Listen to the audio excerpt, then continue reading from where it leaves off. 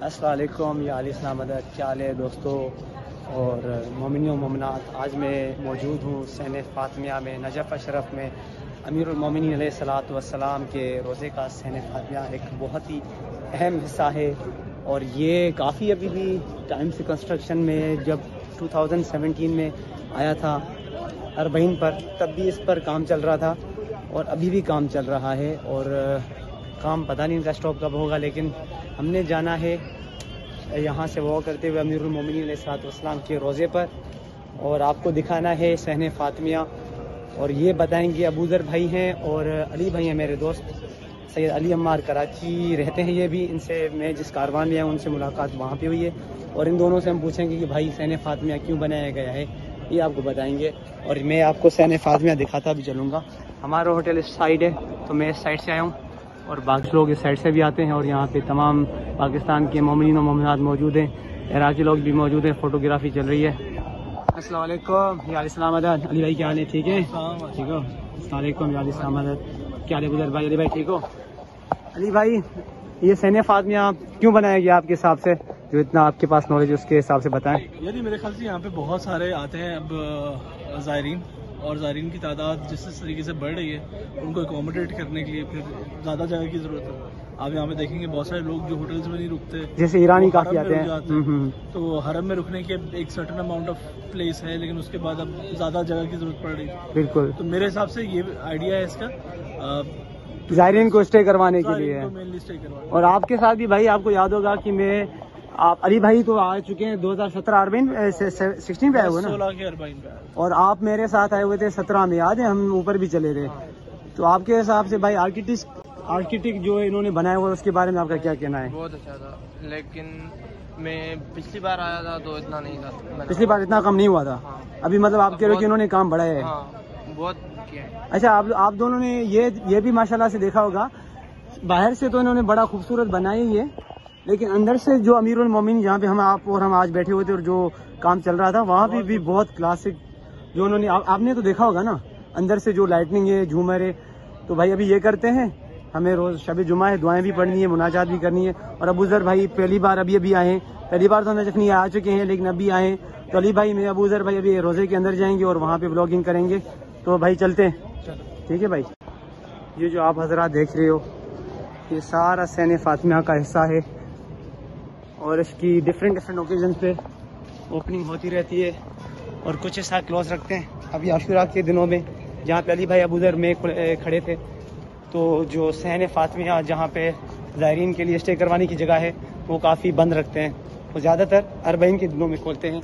और ये बड़ी फेमस स्ट्रीट है सहने फ़ातिमिया की, बड़ी खूबसूरत है आर्किटेक्ट के हिसाब से भी और लाइटिंग के हिसाब से भी, हर हिसाब से भी ये बेस्ट पोर्शन है। अली भाई और अबूज़र भाई लगता है थोड़ा ज़्यादा आगे चले गए, मुझे स्पीड अपनी बढ़ानी पड़ेगी क्योंकि अबूज़र भाई अभी नजफ़ आए और मैंने उनको अभी बुला लिया कि आओ, आपको ज़ियारत भी पढ़वानी है, जो इसने दखुल वगैरह होता है। इसने दखुल पढ़ना बहुत ही ज़रूरी है।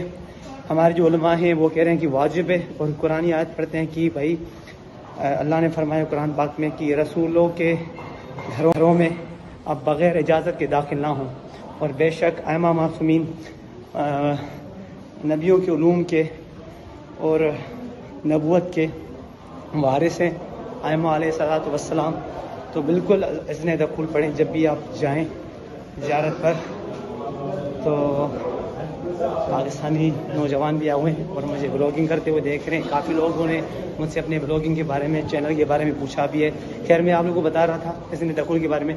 भाई इसने दखुल एज सिंपल एज दैट कि आप जब किसी के भी घर जाते हो, किसी के भी घर, तो आप नॉक करते हो पहले, ठक ठक ठक, अगले को आप बहुत बताते हो, अपना इंट्रोडक्शन देते हो कि भाई मेरा नाम ये है और मैं ये हूँ। अगर वो बंदा आपको जानता है तो आपका फ्रेंड है, आपका नेबर है, जो भी है, उसको इंट्रोडक्शन देने की ज़रूरत नहीं है। लेकिन फिर भी वो आपके घर में बगैर आपकी इजाज़त से नहीं घुसता, अपने आपसे इजाज़त लेके ही घुसता है। भाई ये तो आइमा मासूमीन है। तो ज़रूर आप लोगों को मैं ये मैसेज देना चाहूँगा कि जब भी आओ, पहली मरतबा इसने दखुल पढ़ना ज़रूरी होता है, बार बार पढ़ने की ज़रूरत नहीं है। तो जब भी पहली मरतबा आओ, पहली मरतबा आने का मतलब ये कि जब आप नजफ़ अशरफ में आए पाकिस्तान से, आप जब अमीरुल मोमिनीन की फ़र्स्ट टाइम ज़ियारत करने जा रहे हो तो इसने दखुल पढ़ो। बार बार पढ़ने की ज़रूरत नहीं है। फिर जब करबला पहली बार जाओगे नजफ से तो फिर आपने इसने दखुल पढ़ना है। काज़मेन जाओगे, समरा जाओगे, मतलब जब भी फर्स्ट टाइम ज़ियारत करने जाओगे, दाखिल होना चाहते हो हरम में, तब पढ़ना होता है इसने दखुल। तो ये बात थी इसने दखुल की। सारी वीडियो तो मैंने इधर बना ली, आगे क्या बनाएंगे भाई, तो आगे चल के भी वीडियो बनानी है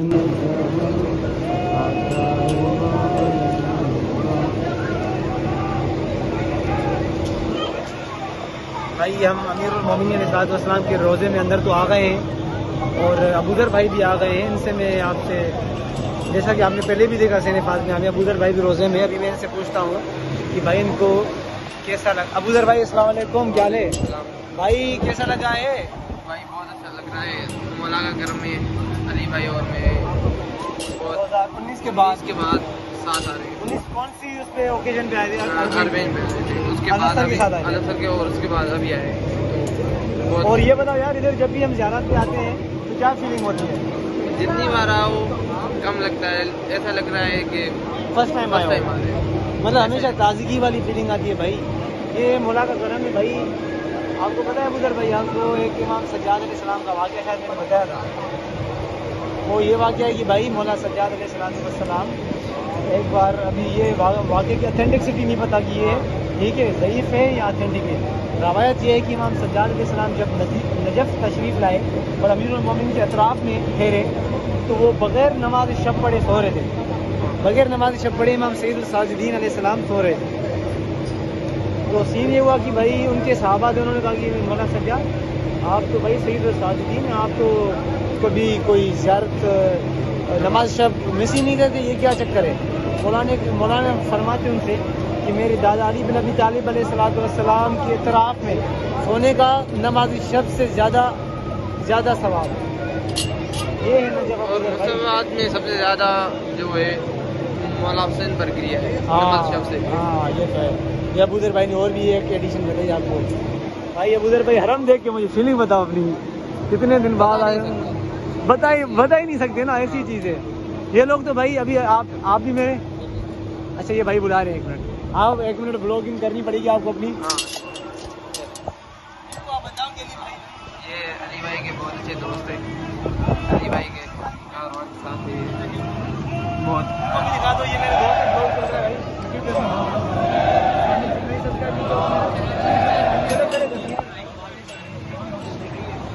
ये फोटो वगैरह निकाल रहे हैं अली भाई। इसके में तब तक आपको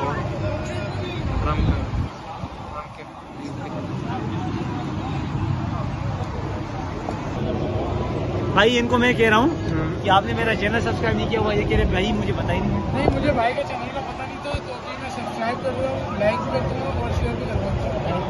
thank you so much sir. इनका नाम है फ़हीम भाई और हम कारवान मुस्तफा में साथ आए हुए हैं। भाई ये बताओ आपकी नज़र में क्या फीलिंग होती है?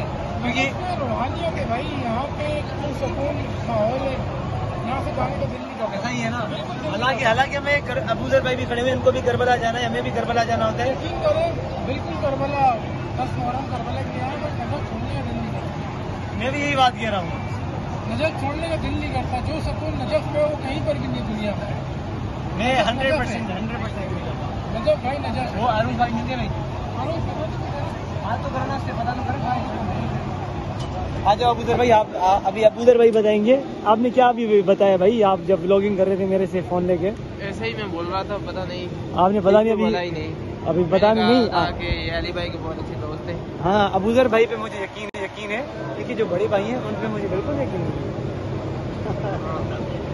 कबीर भाई की बात कर रहा हूँ। अबूज़र भाई, कबीर भाई आपके भाई को मैं मिस कर रहा हूँ, क्योंकि वो ज़ियारत पे काफ़ी सपोर्टिव होते हैं और ज़ियारत के ऑफ में नहीं बता सकता मुझे फिर मतलब डर है कि चैनल ना मेरा यूट्यूब से हट जाए। तो भाई ये सीन है। अभी फिर चलते हैं अंदर, वो बैठे हुए हैं क्या कहते हैं मेरे सईद अली अम्मार भाई, उनके साथ अल्लामा अली का वो एक वाक़या सुनाएंगे। तो अंदर चलते हैं, उनसे वाक़या वो पता करते हैं। तो अस्सलाम वालेकुम या अमीरुल मोमिनीन या अली इब्न अबी तालिब भाई हम सैन फातिमा के अमीरुल मोमिनीन अलैहिस्सलाम का जो श्राइन है उसके अंदर वाले पार्ट के हिस्से में आ गए हैं। और ये लोग आप व्यूवर्स देख सकते हो, की जो आर्किटेक्ट है और जो लाइटनिंग है और जो काम हुआ है यहाँ पे। अली भाई और अबूजर भाई आपको ये बता सकते हैं कि हम जैसे जो लोग अभी वीडियो देखेंगे और जो सामने है, ज़मीन आसमान का फ़र्क होता है ना। ऐसा ही है, आप लोग भी जब अपने घर पे बैठे होगे, ज़ियारत वगैरह कर रहे होगे, लेकिन यहाँ पे जब आप आते हो, एक तो यहाँ का जो माहौल है आप फील कर सकते हो, ठीक है। और ये ज़ायरीन आए हुए नमाज़ पढ़ रहे हैं, क्योंकि आप आज शब जुम्मा, अली भाई ने पहले ही मुझे आज बताया था कि आज रश ज़्यादा होगा शब जुम्मा की वजह से। वैसे कल इतना रश नहीं था अली भाई ना, शब जुम्मा है। अबूजर भाई हैं और अली भाई हैं, लेकिन आज की वीडियो में, इस वीडियो में मैंने अली भाई को इसलिए मखसूसी, इन्होंने दोपहर में मुझसे अल्लामा अहली के बारे में मुझे उनके बारे में इन्होंने वाक़या बताया था। अल्लामा अहली का भी ये थोड़ा बताएंगे जिनको नहीं पता। तो अली भाई आप बताएंगे, अबूजर भाई आप भी अली भाई के साथ खड़े हो जाएँ ताकि मैं वीडियो बनाऊँ। इस साइड आ जाओ, इस साइड आ जाओ जी। अली भाई आपने आज जो मुझे वाक़या बताया ना, तो काफ़ी मेरे व्यूवर्स वो वाक़या नहीं जानते, तो आप बताएँ, और आपने ऐसे बताने कि अबूजर भाई भी आपको सुनते चलें, ठीक है भाई। अच्छा, देखिए अल्लामा अहली जो है ना, वो हमारे मुज्तहिदीन में बहुत एक बड़ा नाम है। और उनकी अकल, उनका जो मंतक था, उनका जो फ़हम था, वो बहुत मशहूर था उनके वक्त में, और आज तक वो मशहूर है। ये उन लोगों में से हैं जो शायद 17-18 साल की उम्र में ही मुज्तहिद के दर्जे में फायदे हुए।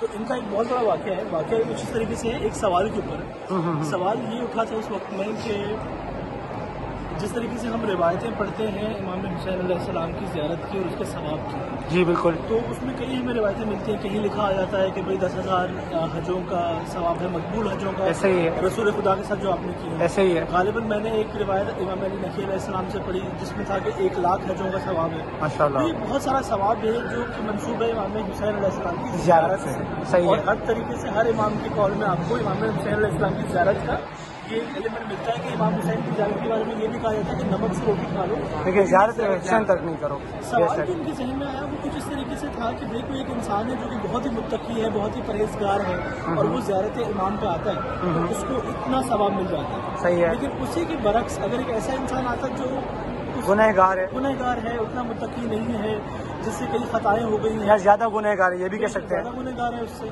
ठीक है, उसको भी सेम सवाब। तो सवाल उनके जहन में उठता है कि क्या ये अदल के खिलाफ नहीं है कि एक इंसान जो इतनी परहेज भी करे, अपनी ज़िंदगी उन प्रिंसिपल्स पे गुजारे, सही, उसको भी उतना ही सवाब दे दिया जाए, और जो इंसान नहीं गुजार रहा वो अगर पहुँच जाए जरिए इमाम हुसैन तक तो उसको भी अदल और इंसाफ के हिसाब से देखा जाए तो ये अनफेयर तो है।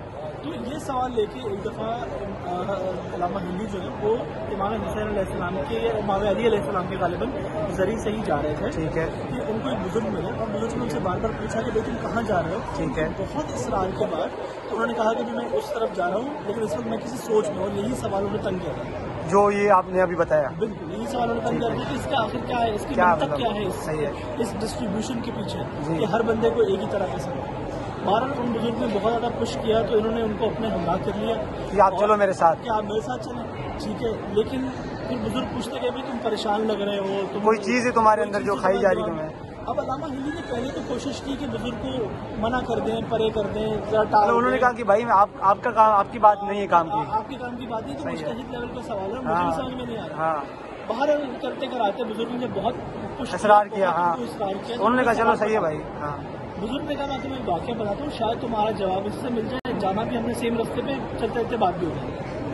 अब बुजुर्ग ने एक वाक़या बताया, बुजुर्ग ने क्या बताया, उन्होंने कहा कि एक बादशाह था, एक सल्तनत था, जिसने एक दिन ये इरादा किया कि मैं अपनी पूरी फौज को लेकर और अपने पूरे लोगों को लेकर शिकार पे जाता हूँ। तो प्लटून पे प्लटून तैयार की गई, किसी ने जो जानवर ढूंढने वाली, शिकार ढूंढने वाली प्लटून थी वो अलग थी, जो इसके अपने साथ लोग जा रहे थे, अहलो अयाल थे, वो सब अलग थे, और ये बहुत बड़ा काफिला जंगल की तरफ चला गया, ठीक है। इनके साथ हुआ ये कि कुछ वक्त के बाद, कुछ दिन वहाँ गुजारने के बाद एक ऐसे तूफान ने उस जंगल को घेर लिया जिसके रिजल्ट में ये पूरा काफिला आपस में बिछड़ गया, और इस तरह बिछड़ा कि बादशाह के साथ ना उसका कोई सिपाही था, ना कोई घर वाला था, कोई जानने वाला, अकेला रह गया बादशाह, बिल्कुल अकेला रह गया, और किसी ऐसे हिस्से तक पहुँच गया चलते चलते जहाँ से उसको वापसी का ना रास्ता आता था। सही है। एक पॉइंट ऐसा आया कि इस कदर तूफान की शिद्दत ज्यादा हुई कि ये खुद ही टक्कर खा के अपने घोड़े से गिरा और गिरते ही बेहोश, ठीक है। अब जब इस बादशाह की आंख खुलती है तो वो देखता है कि मैं एक झोपड़पट्टी के अंदर एक जिसे क्या उसे कहते हैं, चारे के उसके बोरे के ऊपर लेटा हूँ, ठीक है, और मेरी तीमारदारी एक फकीर कर रहा है, और वो जो फकीर है वो इंतहाई गरीब, बादशाह की, इंतहाई गरीब है, इंतहाई मुफलिस है, और अपने तरीके से जो कुछ वो कर सकता है बादशाह के लिए, उसके सर पे नीम का पत्ता लगा उसके पास जो मतलब था। अब वो देखते हैं कि इस फकीर के पास कुल एक ही चीज़ है, वो है इसकी बकरी। ठीक है। उसी बकरी का ये दूध पीता है, फिर इबादत करता है और जंगल से जो उसको कुछ फल वगैरह मिलता है वो खा पी के अपनी ज़िंदगी को गुजारा करता है। दिन गुजरते रहे बादशाह आहिस्ता थोड़ा बेहतर हुआ। जब जाने का इरादा किया तो फिर तबीयत खराब हो गई। ठीक है। आखिरकार उस फकीर ने ये किया कि उस फकीर के पास एक ही अपनी जायदाद थी, वो थी बकरी, जो आपने बताई, जिसका वो दूध पिला रहा था बादशाह को। जब उसको समझ आया कि दूध से काम नहीं बनेगा तो उसने वो बकरी फी सबीलिल्लाह ज़िबा करके उसका गोश्त खिला दिया उसको। सही है। फिर बादशाह को रास्ता भी बताया कि भाई तुम्हारी सल्तनत का रास्ता ये है, इस तरह तुमने जाना और उसको अपनी उसकी सल्तनत के दरवाजे तक भी छोड़ा है। उस वक्त में दरवाजे हुआ करते थे शहरों में। ये वाक़या ख़त्म हो गया, ख़त्म हुआ। काफ़ी अरसा बीत गया। एक वक्त ऐसा आया कि उस फकीर के करीब उसके अपने मौत के दिन आए और फकीर को ये समझ आया कि भाई मेरी मौत भी अनकरीब है, तो अगर मैं यहाँ जंगल में मर गया तो मुझे तो यहाँ कोई दफन भी नहीं करेगा, जानवर कहीं मुझे खा ही न ले। चिड़िया होती है। शहर का रास्ता करता है। उसने शहर का रास्ता किया, जाके दरबानों से पूछा कि मुझे अंदर आने दो। उन्होंने पहले मना किया कि भाई तुम कौन हो, कहाँ से आ गए हो भाई, ऐसे थोड़ी आने देंगे। उसने फिर बताया कि नहीं तुम्हारा बादशाह मुझे जानता है और इसी तरीके से मेरी उससे मुलाकात हुई थी, जाके बादशाह को पैगाम दो कि इस फलां जंगल से फकीर आया। जैसे ही उसने ये पैगाम दिया, बादशाह ने हर दरवाज़ा खुलवाया, उसके लिए कालीन बिछवाया, उसका इज्जत इस्तकबाल किया और फिर फकीर ने आके बादशाह से ये कहा कि भाई आज मैं अपने एहसान की उजरत लेना है, जो मैंने आपके साथ किया था। आपकी मेहनती ईमानदारी, सही बात है। छोटी सी फेवर उसके बदले में चाहिए। सही है। अब यहाँ उस बुजुर्ग ने ये वाक़या रोक लिया। ठीक है। और फिर अल्लामा हिल्ली से पूछा कि हिल्ली तुम ये बताओ कि बादशाह इस फकीर को क्या दे कि जो फकीर ने एहसान किया है उसका बदला जो है वो पूरा हो सके। बहुत बड़ा सवाल है। तो अल्लामा हिल्ली ने बहुत सोचा और फिर सोचने के बाद कहा कि अगर ये बादशाह अपनी पूरी सल्तनत भी दे दे तो इस फकीर का इजारा नहीं हो सकता, इस फकीर का जो है खमियाजा नहीं हो सकता। क्यों? क्योंकि उस फकीर के पास कुल कायनात उसकी एक बकरी थी, उसने वो भी दे दी। तो ये अगर अपनी पूरी सल्तनत भी दे दे शायद तब भी इसकी जान नहीं कर सकता। तो फिर उस बुजुर्ग ने कहा तो अल्लामा हिल्ली तुम ये बताओ कि हुसैन ने अल्लाह को सब कुछ दे दिया, अपने अकबर से लेके अपने असगर तक हर चीज़ दे दी, अपनी बहनों की रिलायत दे दी, यहाँ तक कि अपना सर भी दे दिया। अब तुम बताओ कि अल्लाह की जितनी बड़ी सल्तनत है, अल्लाह हुसैन को क्या दे कि उस एहसान का बदला जो है वो पूरा हो सके। और यही वो वजह है कि जिसकी वजह से कोई तफरीक नहीं की जाती किसी ऐसे बंदे में कि जो मुत्तकी हो और जो मुत्तकी ना हो, कोई परहेजगार हो परहेजगार ना हो, नमाजी हो नमाजी ना हो। जो हुसैन के दर पे आ जाता है उसको उतना ही नमाज दिया जाता है जितना गुनहगारों को। बहुत बड़ी बात है बुजुर्ग भाई जो। और ये एक सबक जो है हमें इमाम ने, और फिर बहुत वक्त के बाद जब अल्लामा हिल्ली ने अपनी किताबें लिखना शुरू की तो उन किताबों में फिर ये लिखा कि अब मुझे इस बात का इल्म है कि वो जो बुजुर्ग मुझसे मिले थे वो कोई और नहीं थे बल्कि हमारे वक्त के इमाम ज़माने। आपने ये वाक़या सुना हुआ था?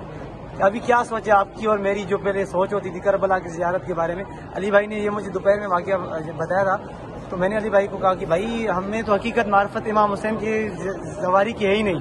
हम यहाँ पे अली भाई और आप दोपहर में ये बातें कर रहे थे कि हमें लोग कहते हैं कि मौला तुम्हारी ज़ियारत कबूल करेगा। अली भाई ने कहा कि भाई मौला ये अली भाई का और मेरा इसमें सहमत अक़ीदा है। भाई अगर मौला को ज़ियारत कबूल नहीं करनी होती आपको बुलाते क्यों? अल्लाह ताला आपके वसाइल इस्तकामत लाता क्यों कि आप करबला आओ, नजफ आओ? समझ रहे हो क्या कह रहे हैं? आप और हम खुश नसीब है कि अमीरुल मोमिनीन के अभी इस टाइम रोजे में खड़े हुए हैं।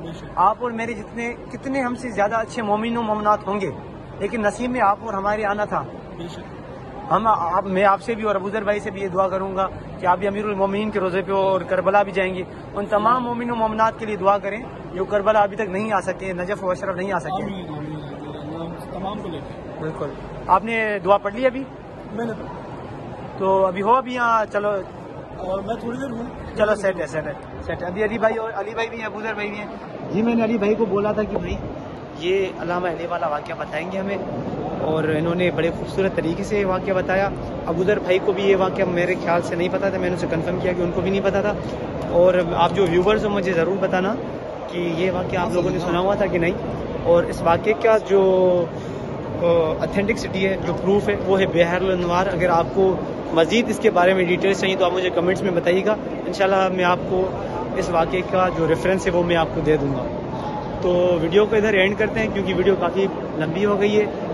तो ये है सैन फातिमा की वीडियो और इसमें सैन फातिमा की मैं ज़्यादा और वीडियोस बना सकता था, लेकिन काफ़ी जो पार्ट है सैन फातिमा का क्लोज़ रहता है और वहाँ पे जाने की इजाज़त नहीं होती अनलेस कि वहाँ पे अरबईन व आशूरा के, अभी आशूरा के पहले अयाम चल रहे हैं। आज यहाँ पे 5वीं मुहर्रम की रात है, तो ज़्यादातर वो जो ज़्यादा पार्ट है सैन फातिमा का वो ओपन होता है अरबईन के दिनों में, क्योंकि अरबईन का रश डबल ट्रिपल पे हो जाता है इस टाइम से। अभी भी इधर हरम में काफ़ी जगह हैं, आप देख सकते हो काफ़ी खाली जगह हैं, सवार नमाज़ पढ़ रहे हैं, अज़ान नमाज़ पढ़ रहे हैं, लेकिन अभी भी खाली है। लेकिन अरबईन में ये भरा हुआ होता है और यहाँ पे लोग सो रहे होते हैं।